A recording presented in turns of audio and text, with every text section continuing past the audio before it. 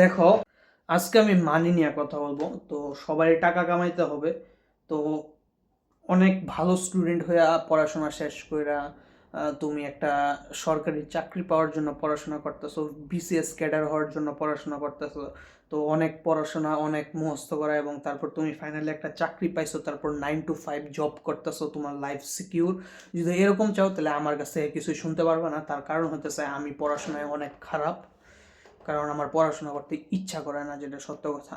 তো আমি তোমাদেরকে বলবো যে তুমি যদি টাকা কামাইতে চাও আমার মতো, যদিও আমি এক টাকাও এখনো কামাই নেই, তো আমার প্ল্যান হইতেছে আমি 2-3টা স্কিল সিলেক্ট করে নিছি। তো এই স্কিলগুলো আমি শিখছি, মোটামুটি পারি। এখন আমি এটারে আরও পারফেক্ট করতেছি এবং মানুষকে ফ্রিতে আমার স্কিলগুলো দেখাইতেছি। তো যখন মানুষের আসলেই পছন্দ হইতে থাকবে, এক পর্যায়ে গিয়ে আমি এটা থেকে টাকা কামাইতে পারবো। তো একটা স্কিল হইতেছে আমি গিটারে মাত্র একটা কর্ডেই পারি, 1-2টা কর্ড।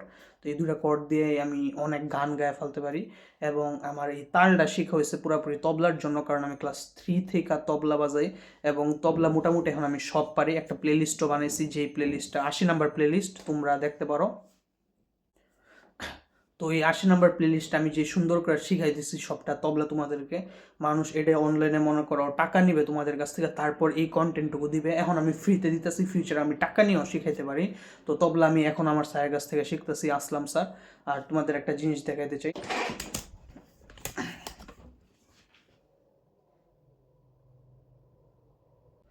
তো এইটাই দেখাইলাম যে আমার ছন্দমুকুল উপাধি দিছে, তার মানে হইতেছে আমি তবলা একটু হলেও পারি।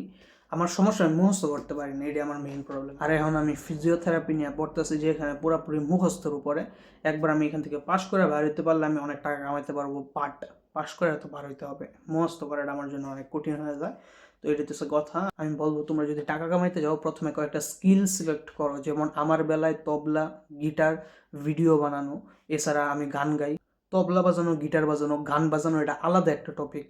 আমি অ্যাজ এ বাথরুম সিঙ্গার বলতে পারো, কারণ আমি ভালো গান গাই না। আমি চেষ্টা করতেছি, আমি কারো কাছ থেকে গান শিখিও নাই। জাস্ট আমার মতো, মানে আমি যেটা গায়ে আমার শুনতে ভাল লাগে, তখন আমি বুঝি যে এটা ঠিক আছে। আর আমার শুনে যদি খারাপ লাগে, তাহলে আমি ওই গানটা গাই না বা ভিডিওটা দিই না। ওকে, টাটা।